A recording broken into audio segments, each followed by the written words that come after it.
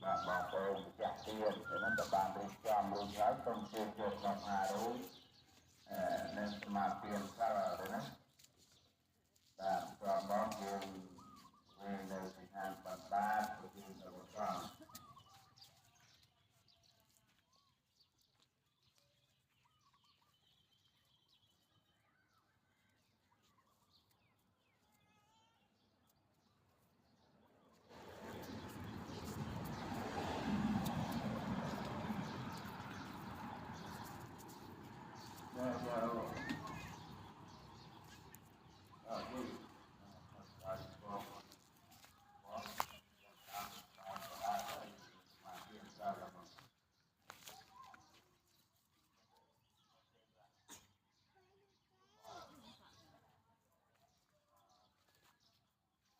đã có đang mất mà trả tiền can tu nhiên đó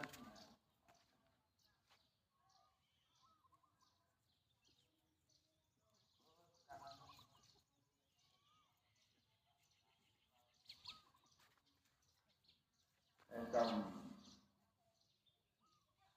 vụ để bóp mà tiền đâu tiền là côn này và bóp cái gì này hàng bằng bạc tiền là bằng vàng bạn trong kia là